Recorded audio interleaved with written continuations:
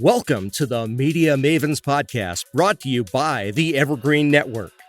The Media Mavens Podcast is where you'll hear the latest and greatest trends, topics, and tribulations with industry leaders. And here is your host of the Media Mavens Podcast. She is the original Media Maven, Sarah Miller. Hi, this is Sarah Miller with Access Entertainment and your host for Media Mavens Podcast. I'm here today with my co-host, Joe Pirates. What's going on, Joey? I am joining you from a very windy Tucson, Arizona. I guess we're getting the tail end of some storm right now. So All of our storms here on Earth grew up in the solar storms up in space and trickle their way down. It's kind of like we're Mercury in retrograde right now. When everything moves up there, it affects us down here. But I guess you know that. Not me. You're just like kind of like, what the hell, Sarah? I'm such a space nut, as you know. I'm so excited because I'm all about the whole intelligence and what's going on up there.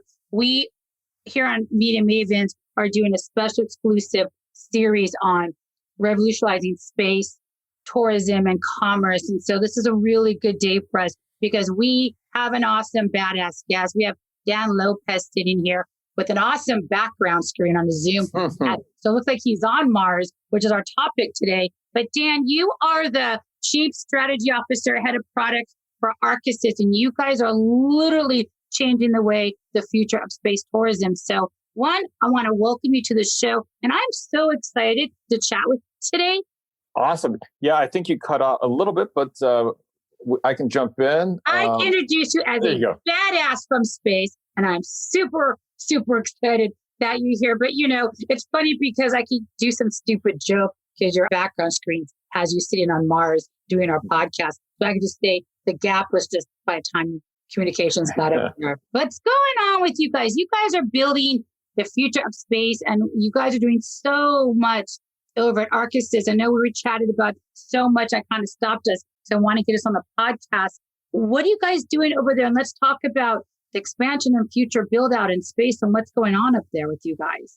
Yeah, so Arcusys, our mission is to build the world's first space outpost that's fully robotic. So as history is unfolding before our eyes and there's new commercial efforts getting to and from the International Space Station that's really focused on human space flight and other types of things that come from our work as a global community with the International Space Station. But what we're trying to do is create a new form factor altogether about how to get from the Earth to very far places from the Earth in a stepwise function.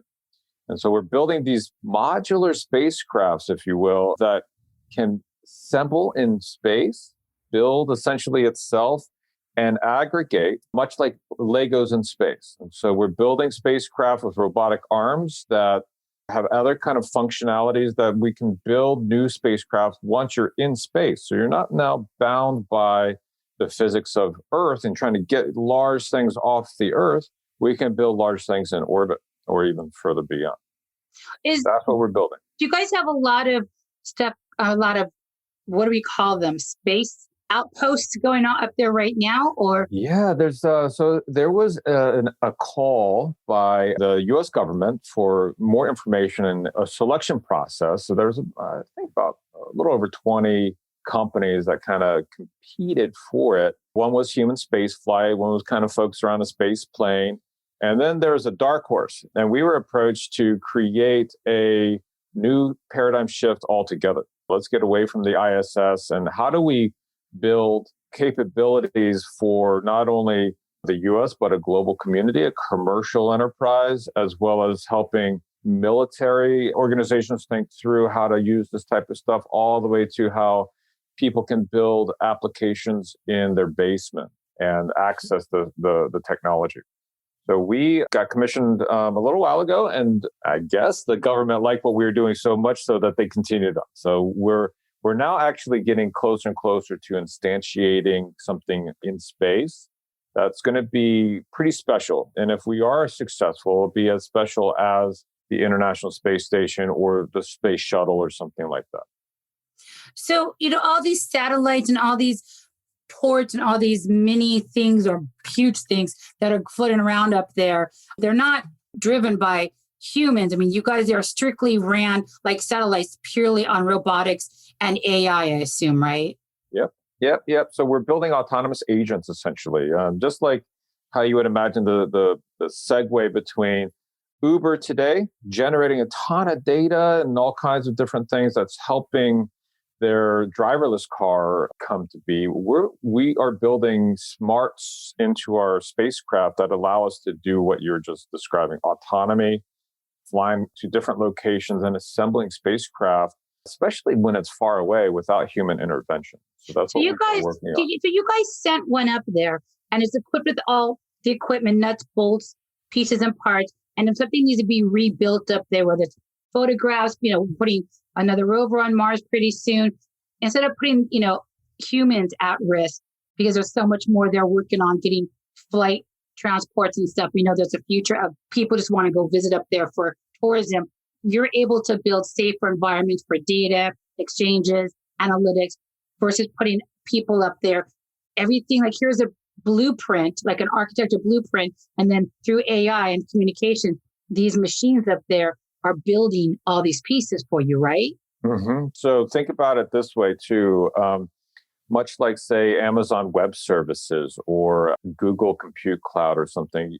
Before when you had a business idea, you had to go procure all your servers. You had to become an expert in how to deploy all the actual hardware and then networking and all those different things, and then get to your actual business idea. Now, if you have a business idea, you can spin all that stuff up, try it out, vet your idea, and then operationalize your billion-dollar business, whether it's Instagram or Facebook, whatever it is. You can create your idea without having to really focus on the infrastructure. So what we are providing is essentially the first wave of, hopefully not just the first wave, but the next wave of technology that allows people to take their idea, their business model, and apply it without having to be specialists in creating really expensive hardware. And that was kind of the deal in the 80s and 90s. And now we have commoditized it to a point where those are just services. So we abstract out the actual hardware.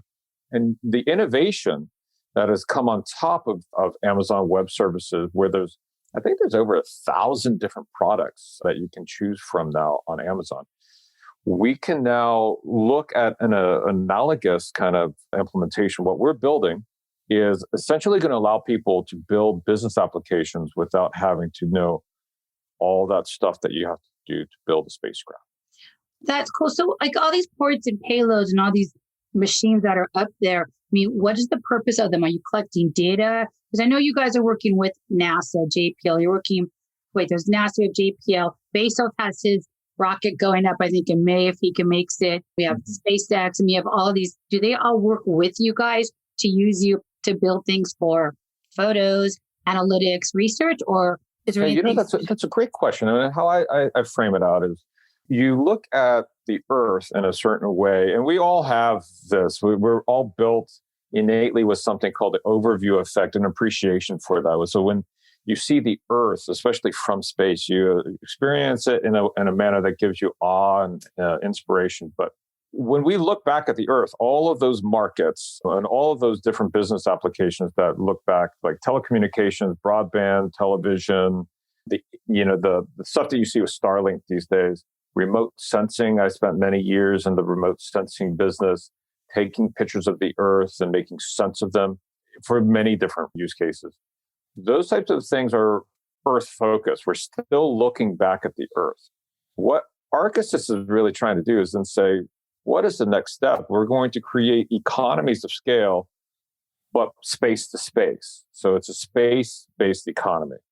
The next phase of that is to discover what we haven't really connected the dots with. By instantiating what you have access to now in space, you can do things like in situ resource utilization. You can look at providing telecommunications, not looking back at the Earth, but looking out elsewhere.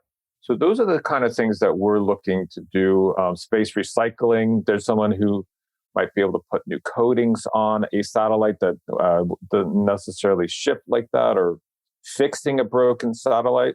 Those are things that we would be able to bring to bear.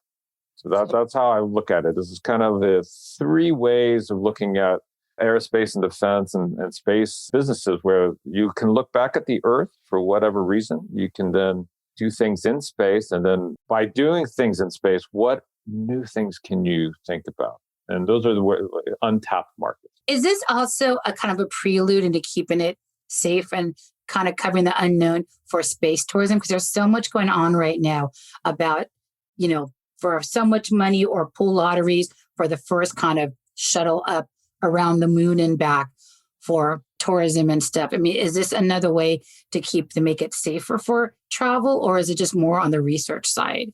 We look at it as one, rapidly getting to space. So we look to get things to space every 90 days, which is much different than before. Where I was mentioning before when we were first starting to talk, rocket launches happen ever so often. They're starting to become much more regular, but before they weren't. And they're going to get to a certain point where they're regular, they're monthly, they're every other month or whatever it is. And so we're looking to refresh resources in space every 90 days. And by doing that, instead of bringing tons of huge things to space that are single purpose built, like a space module with habitat or something like that for people to live in, we're going to put generic purpose agnostic resources up there. And we're able to assemble these structures that then we could put habitat, but that's not really our focus. Someone would be paying us to put a habitat, tap into all of our power, our data relay, all of those different things that people use our underlying infrastructure to lay the road to go out and expand into the solar system. It sounds like more like robotics would probably be the way to go when it comes to deeper space exploration, since basically the human element in it is put into such a danger zone. I mean, would you see that? I think that, basically the only reason why we're looking at humans is to go to Mars is just to say we've done it. But you guys can do the same thing that a human can do with robotics at a lot safer, margin, right? Safer, faster. And I think the other thing is in novel ways, right? There's only certain things that humans can do, especially there's physics behind the size of a human body. There's no physical constraints about how many times we can bolt our robotic arm to another robotic arm and make that robotic arm huge for a specific purpose, and then it can come back to a different form. One thing we are looking to do, especially for mimicking resiliency in terms of form and function, we look at every resource that goes to the port as reusable. Like it has to have some other multi-purpose. So like our robotic arm doesn't just go out and grapple something. Yep. It can actually connect to another interface and release from another interface. So essentially crawl along the outside of the spaceport that we're building, creating science fiction, moving science fiction to reality. I think it would make sense because there's so much talk about people wanting to be up there. And not comparing this to the movies, but I think the only one that I thought was the most realistic was Mars with Matt Damon living up there. And to build those, and people are up there, astronauts living up there now doing research and trying to cultivate to see what's livable, from quality of air, dirt, etc. I would think this would be ideal to build those habitats versus them trying to come back and forth from their ships to try to haul equipment and to build. You have gravity, you have so much unknown. So I would think that would be kind of, if we are looking at space tourism as what's sustainable communities Absolutely. Up there, this would be the best way to do it. Yep. Food production to emergency, even like if something goes sideways on some of the new human qualified space vehicles, that you would have to have some sort of thing that provides other additional resources, whatever that might be. So absolutely, I think there's something that we can provide. I am involved. I actually sit on the board of a company that is growing on Martian regolith on Earth, but they are modeling how it's going to look like when we farm on Mars. And how best to do that is to rapidly iterate through. Once they test that out on Earth, they send it to International Space Station, is where we used to send it, but we have to test irradiative effects. So when we put radiation through soil and test that stuff, you can't really do that on the ISS because you'll cause human flight safety issues. There's also things like if we wanted to have huge broadband or looking at certain stuff in imaging that is not necessarily for the human eye, like radar or synthetic aperture radar, stuff like that, you would fry the brains of cosmonauts or astronauts, which I was involved with the ISS for a long, long time. And so that is what prevents innovation really from taking hold, is that there's no place currently for us to try out new ideas that, because of human spaceflight and how much money has been invested, there is very risk averse. So we can actually now try really awesome and inspiring stuff, but not on the ISS. Let's kind of just switch gears here a little bit. When we're talking about speed to get to, let's say, Mars or beyond, are you guys looking at ways to propel those spacecraft up to a faster speed that would take the normal trip to Mars, which was about maybe a year and a half to 2 years, to about maybe a month? Is there you guys looking at something like that as well? Not necessarily looking at propulsion in a way that you would think of having a way to create additional velocity or escape velocity or whatever it might be to get off the Earth or get to Mars faster. We may be looking at using the port as a facility to go the wrong direction. So if you go towards Venus or towards the sun, you may have actually a more direct path during certain times of the year and get to Mars faster. But you have to have some logistics to do that. So you forward deploy those logistics to get there, and then that rendezvous with additional resources that we would be sending in that direction. So propulsion to other types of things. And you take that whole bundle, and then you get to Mars. So you think of, I think one of the closest paradigms that you've probably visually seen in a movie is Interstellar, where they had the ring of a bunch of modules connected to each other. We would be building something like that, but hexagonal. Okay. It's like space GPS. You're sending them up there and they know where to go and what to look for. How far beyond, the universe have you guys actually sent some of your stuff? I'm trying to think scientifically, like the furthest planet from Earth. I'm trying to think where the planets are aligned right now. It's Pluto right now. Pluto. I consider Pluto a planet. Pluto is or isn't a planet. The proto-planet. We're going to throw it in 8th grade science. It's a planet. Have you guys gone beyond that with some of your equipment? We have not yet with our equipment ourselves, but what we plan to do is just do that specifically. So we are going to be looking at, may or may not happen in my lifetime, but instantiate the possibility of exploring the asteroid belt, utilizing the asteroid belt in a manner how far out is the asteroid belt? Ooh, the $64,000 question. It's far, billions of miles. But if we look at using asteroids, not just utilizing that stuff for fuel or for water or whatever it is, you can actually create artificial gravity even if you're spinning around one that's large enough, an asteroid that's large enough. So those are things that we look at the port as a way of other people thinking about creatively how you build with the fundamental building blocks of what we're doing. Just like Legos. Before Legos existed, people would create stuff with Lincoln Logs or whatever. It's kind of coarse. But now, you have a way to interlock these small little things that create whatever kids can dream of these days. So that's what we're building, is something that enables people to use the tool as a canvas more than just a purpose-built type spacecraft. What do you guys... Oh, sorry, Joe. Go ahead. What is this question? You guys have a lot of moving parts up there. There's a lot of transports, a lot of satellites, a lot of equipment. What do you guys do with all the excess? It's kind of like space trash, because you see a lot of it breaks off. You can't really go after it like litter, like here on the planet, because it's taking off. Do you worry that one of these days, one of these monster pieces of metal is just going to kind of float into the atmosphere and gravity is just going to pull it down? Or is it something that you guys track where it's going? There are a lot of people working on that problem actually right now. It's a space situational awareness is what we call kind of just tracking things in space. We can see things almost the size of our head, almost the size of a basketball. NORAD and others track about the size of a basketball. Anything smaller is problematic as well. And anything that's up there, and especially that's in our low Earth orbit, that's traveling really fast, 25,000 miles an hour, sometimes faster.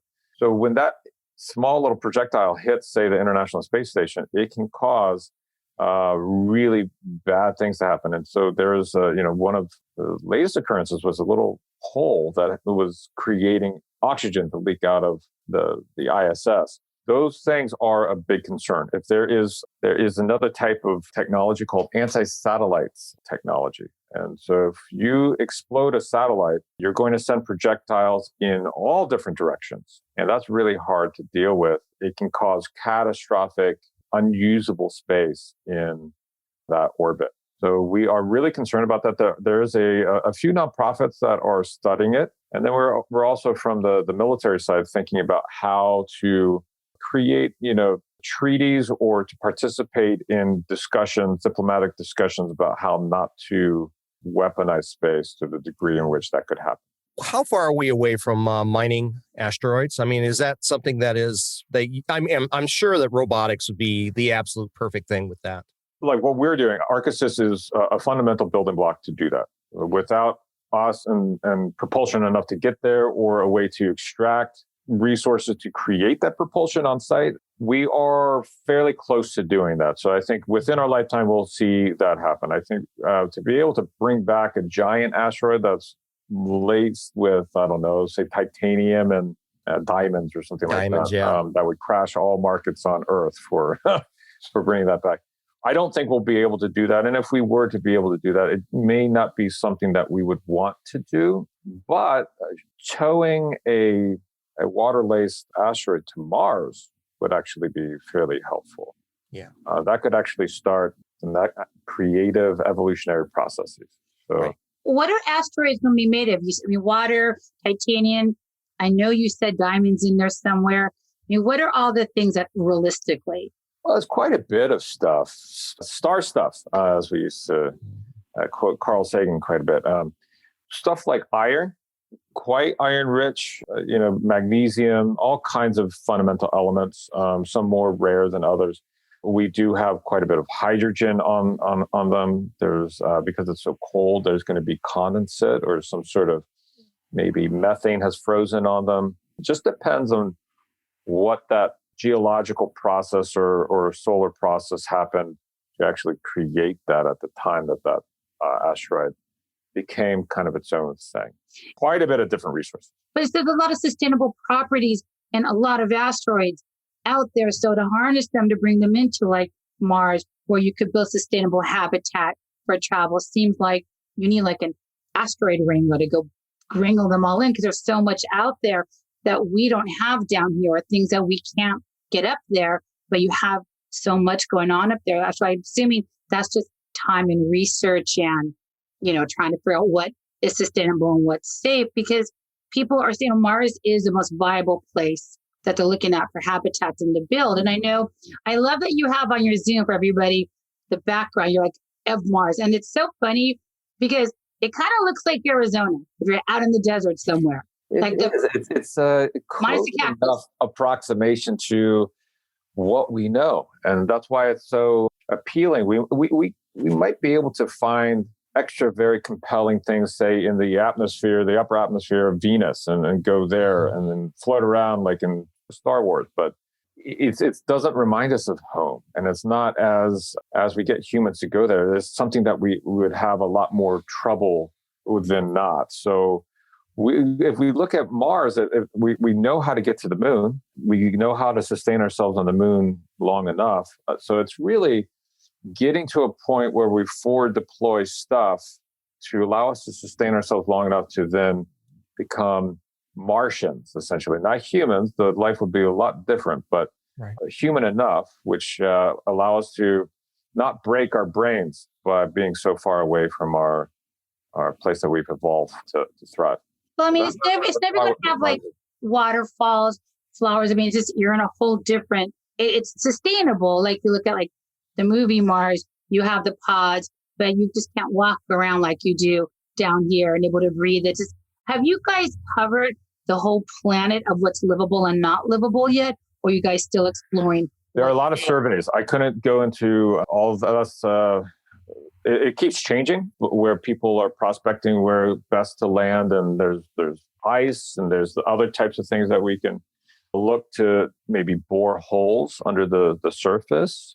The Martian surface itself is highly radiative, so it's not somewhere that you want to go hang out without any protection. And if you're sitting there for a long time, you got to think about your habitat, your resource utilization, and things like that. And what if resources don't reach Mars in time? Like maybe there's a delay or there's some event that prevents resources to get there. So I do love what you're saying, is that providing some sort of quasi-closed system like a biosphere or some sort of biospherics that allow us to then evolve those things where they're modular in themselves, and you can bolt things, power production to waste extraction, remediation, all kinds of stuff that we should actually be doing on planet Earth. So that's what's fascinating. By going to space, we learn quite a bit. Our quality of life improves incrementally, and from the Apollo program to now, we've been doing that. But you wear Gore-Tex, you have powdered and dehydrated foods because of our exploration efforts. But yeah. So how long has Arcus, how long have you guys been around for? And who are the founders of the company? Are they all like ex-NASA astronauts? I mean, the knowledge of AI, robotics, and space is tremendous in your company. Where's the background of all this coming from? We are born from a series of efforts that started with some programs at DARPA, so the Defense Advanced Research Agency, that is really the poster child of innovation within the U.S. They helped create some of the most fundamental shifts on our planet with technology. And what they were doing, some of my counterparts were creating what we call cellular morphology. So you're taking small little things that create a larger structure, almost emulating biomimicry, where you have a cell and a cell membrane. And then inside you have other things that, like the smarts, the internal of the cell. And things can go in and out of the cell. So that was an exercise, how to take one satellite and repurpose it for something else. And it was called Project Phoenix, and there's a few additional follow-ons to that. We have some gray matter that's, the professors in part of their life for aeronautics and astrophysics and things like that, to people like myself who have a computational biology background. And then I got sucked into consulting for DoD and the intelligence community for some time, and then did other types of stuff. So we're exactly what you would think of a multifaceted space agency, but we're a small team right now.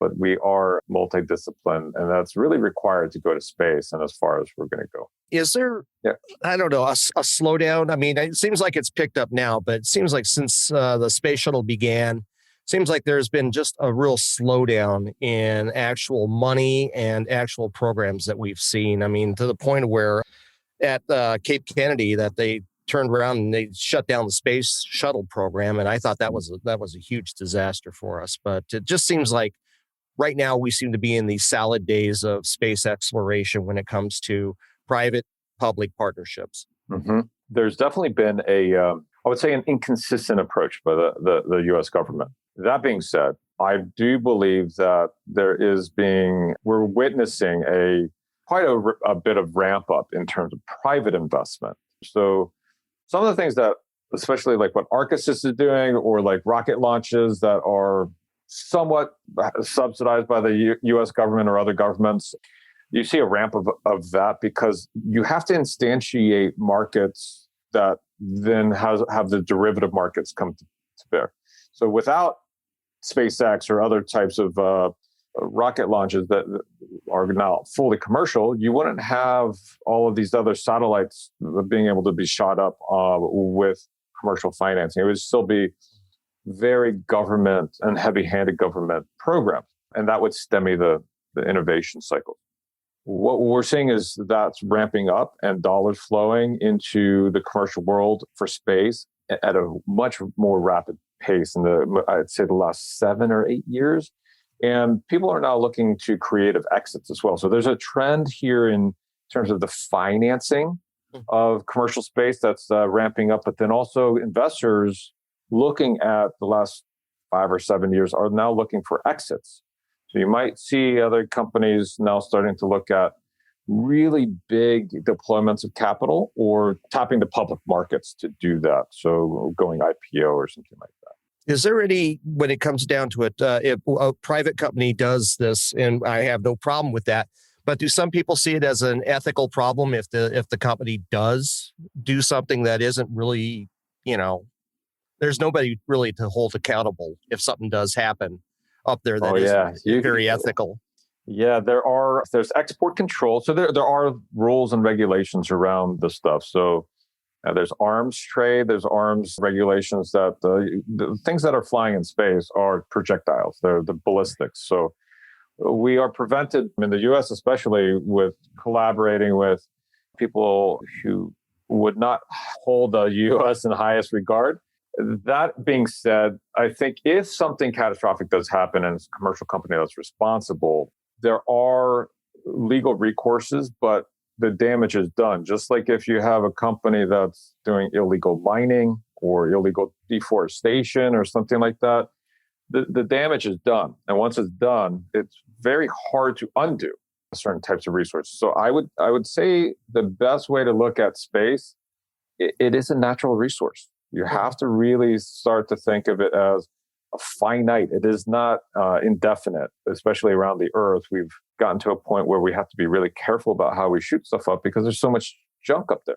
Right. And we can't, it's not sustainable to keep shooting stuff up and just forget about it. We have to be really cognizant and good, not only Earth dwelling denizens, but space dwelling denizens. Right. And for that, but who's overseeing all of that? Because, we know that as long as we stay around our own Earth's atmosphere and orbit, there's no fly zones.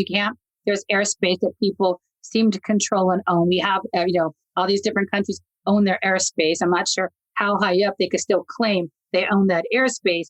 Space, the universe, the galaxies, it's infinite. Nobody owns the airspace. Nobody owns a piece of the planet. And there are a lot more companies like, I'm surprised Bezos even doing this. I mean, he's an Amazon guy. And it's just my opinion, as I put stock in Elon Musk and the Tesla and the engineering and the, equipment and everything he's done in intelligence into SpaceX. I don't put any credibility into Bezos when he's an Amazon guy making loans off of e-commerce, shooting rocket ships up. But you have a lot of different countries and companies like that around the world that are, whatever their purpose are, whether it's spying, whether it's research, whether it's sustainable living, whatever it is, there's all like space marshals going on up there to make sure people aren't doing things and aren't say, hey, you know what? I own that little plot of land on Mars because it's rich in soil, rich in this or that mineral, and you were there first. I mean, are you guys seeing that as starting, given the way the world is politically, that's going to start to be an issue? Or is it's kind of like in the Wild Wild West up there right now? Right? I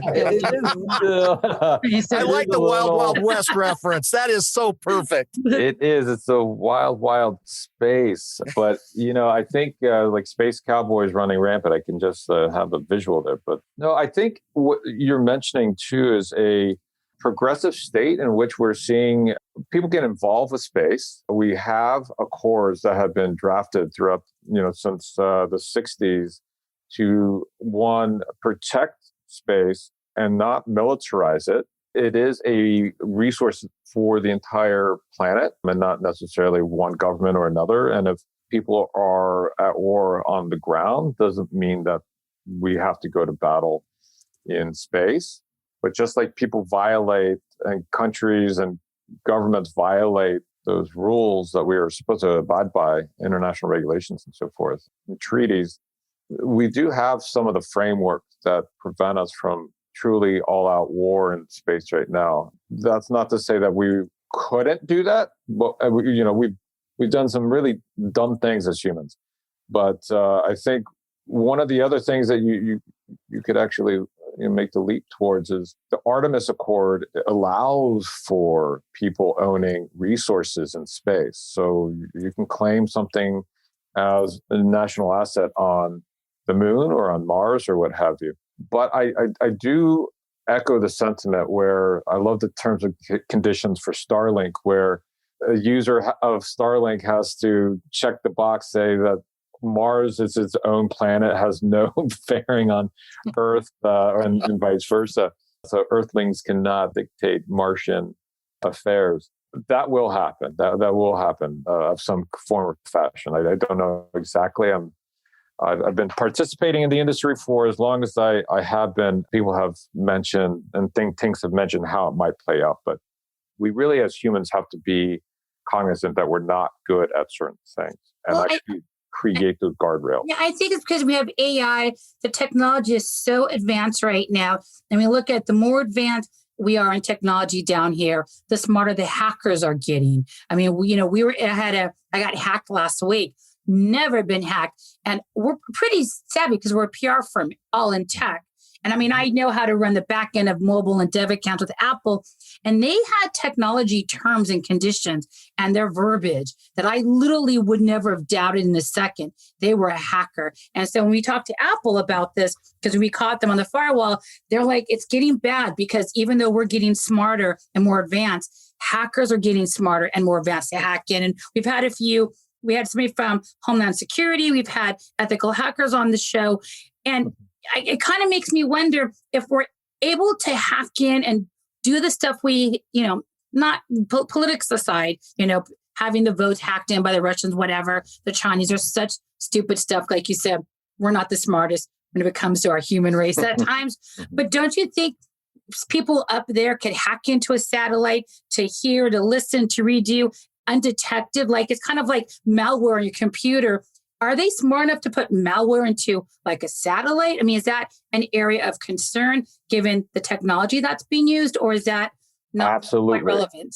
Absolutely. And not to keep you up at night, but that has been successfully done a couple times, especially by amateurs. That's even more unnerving to people who don't want that to happen. So yeah, I think the more that we can have from the white hat hacking arena help plug holes and understanding of limitations of how to get data to and from space is important. I think technologies that prevent man in the middle type technology abuse, I think is something that we have to, as a community and that are sending stuff to space, really take it seriously. And we ourselves at Arcasys have invested quite a bit in cybersecurity. Things like enclaving and virtualization of our stack prevent people from actually accessing our hardware. And if Kubernetes can be put on an F-16, you should be able to put it on a spacecraft. And so we've been exploring how to containerize even our operating system all the way to software that runs some of our AI. And if we have to do a software upgrade, the whole thing doesn't just stop working. So we can always roll back, and we have ways to quarantine and sandbox specific behavior on the port. It's much like if Joe were to log into Amazon and then see Sarah going looking at all of his account, you wouldn't use that.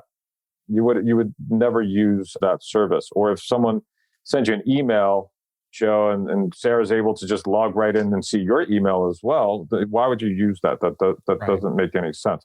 That's currently how some satellite technology works, because it trusts that once you're up there, it trusts that you're the one who's supposed to be operating. So it's the same as we have down here. You have security breaches, security leaks, satellites trying to point it one way. You have all these countries that are not happy. I mean, this past political year, I'm sure that is a thought, the best way to retaliate and stuff. I think it's astounding how intelligent the military is and the government is on some level, because if we were on the ground, we could point a satellite and see what street corner and who's buying a snow cone in another country, and face recognition. I mean, the technology that we use that people don't really believe or take seriously, because I think it's just in the movies, it's actual technology that's being used for so many reasons out there, which is astounding to me. So this is why I love the space, but literally love the space. But And you have an amazing background. Just to pivot off this for a second, Dan, you headed up the Radiant Earth Foundation. Your background is all technology, geospacing, machine learning. Give us your background, because the Radiant Earth Foundation, that's amazing that you're the co-founder and the CTO for that. And that is still being used today, correct? That is, it's kind of taken on more of a research and granting mechanism but when I started down a path, I had been involved with satellite imagery for a long time and telecommunications, backhaul services for forward deployed people, and helping ship everything from donuts to nuclear arms in different systems and stuff. But when I started looking at the relationship of satellite imagery and what it can actually do for our understanding of our Anthropocene, like our human epoch, it becomes really clear that you can see deforestation from space. It happens at quite a large scale. But then when you start saying, okay, what is the phenomenon that is related to infectious disease? Well, there's actually the people who are going to the frontier to do that logging go back to Caracas, and they're bringing Zika back to Caracas. There are artisanal mining where you can see that stuff from the same deforestation and fishbone roads that once they get established, you can't undo those roads. They are, where people are living. There's all kinds of other stuff going on there. So what happens, I think, is once you start doing it enough, you start correlating a few things that you start to see the usefulness of going to space. But there is something that is hard about that, is because you can see these things from space doesn't mean that once you see that you can affect policy changes right away. That's also, from a practitioner of remote sensing data, that had been always a challenge in the back of my mind as someone who disrupts technology quite a bit. I wanted to put that decision making in the hands of all the NGOs out there that really that never really tapped that information source. Right. And so by going to space, again, we're trying to improve our quality of life, but with insights. And we're getting there. It's starting to become much more ubiquitous. Look at what's happening in the news right now. You have weather data that you could actually then predict where best to put your logistics for a vaccine. Same thing if you have an expression of other infectious disease out there. You can use the phenomenon of the Earth to better our life, with vaccines, to food production, to all kinds of other things. Dan, let me have you put on your little foreseeing hat here. Where do you see space exploration in the next 20 years? Where do you see us going? Oh, I would love to see humans in a very similar configuration of an International Space Station or a consortium, but in the orbit of Mars. So people, instead of going all the way there and then all the way back, that doesn't make much sense. You might see that in the movies, but you have to have some close by logistics, and our communication will then become close to the speed of light. So we're going to have real-time communications to Mars with no delay. So when you used to see delay and all kinds of other things happen, we're going to have enough infrastructure, especially brought to you by Arcasys and other of the like, but we will have infrastructure that we can have a home away from home, and then teach us quite a bit about being resilient in an increasingly harsh planet. Unfortunately, our planet is getting much more harsh. So we have to really think about how we survive in harsh areas. That's Interstellar all over again. Yeah.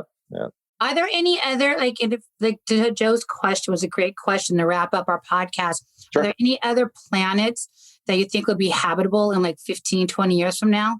I think a great candidate would be a little cold for my like, but Titan is a great and very compelling place.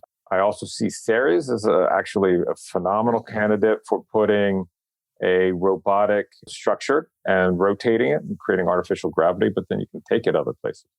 This is kind of where science fiction starts to become attainable, and that's what is exciting about the next 20 years. It's going to follow Moore's law, so we're going to see a ramp up of things that used to be seen as unattainable, but we're starting to see things that are much more attainable, especially as far as we need to go. Okay, so speaking of Cirrus and Titan, what is your favorite show or episodic that you've binged or a movie that's the most closest replica of where we could be in the future? Oh man. Well, what not to do is something like Blade Runner or Children of Men. I think one thing that I really think we may see in our children's lifetime is contact with another intelligent being. I like that. There's some really interesting stuff. And I'm on the advisor of SETI, and it's a passion of mine to help look at our own existence in a way that is agnostic of our locale. So what's your favorite movie or binge show? Favorite movie, I'd say probably Contact. It's written by Carl Sagan, the book by Carl Sagan. Yeah. I say one thing that trains you as a scientist or someone who's in my space is a book by Carl Sagan called Demon Haunted World. So anyone listening to this should go out and read that book because it's pressing now. Like if you read that from when he first wrote it to now, it is something uncanny. Wait, what's the book again? It's called The Demon Haunted World by Carl Sagan. Okay. And actually, I would say that is a guiding light and guiding principles to ground ourselves in our planetary narcissism. I thought you would have said, because you said Titan and Cirrus. Okay, so you know the movie Expanse?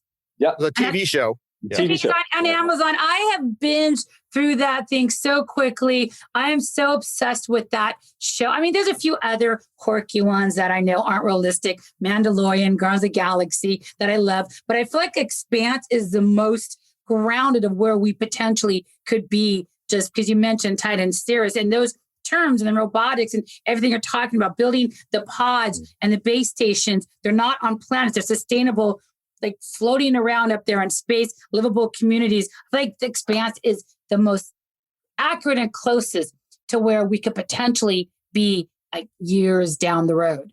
Mm-hmm. I haven't seen the full season on Amazon Prime. I think it's on. Yes, Amazon Prime. I haven't seen all of them, but I am a big fan. That kind of stuff makes me really love my job. I love that stuff. It makes me love your job. Yeah. It was so good having you on here, Dan. Absolutely. I learned a lot. Good. Yes. So did I hope. I definitely want to have you back on again. I know we have a lot going on this next few weeks. I know in May, Baso goes up. There's going to be a lot of controversy around that. We're definitely going to have you back on for some commentary of what's going on, kind of like what are we looking at. But you're our expert in space. Yeah, you are. Thank you guys for having me. So the best place to send everybody, because we are doing our space series, is to the website, just for more information, partners and stuff.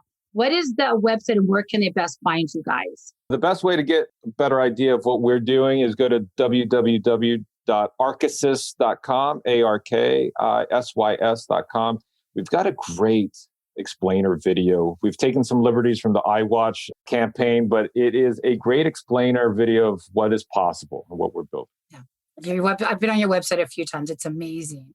It's awesome. Great. It was so good having you here, Dan. Thank you so much for taking some time with us. Thanks, Sarah. Thanks, Joe. You're Joe, welcome. Thanks for hanging out in space with us today. Yes, I loved it. Sarah Miller, All right. Haven Podcast, everybody, next Wednesday. Thank you for joining us for this episode of the Media Mavens Podcast.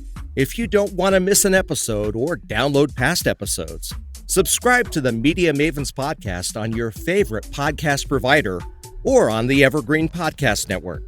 To learn more about the podcast or our guests, log on to www.mediamavenspodcast.com.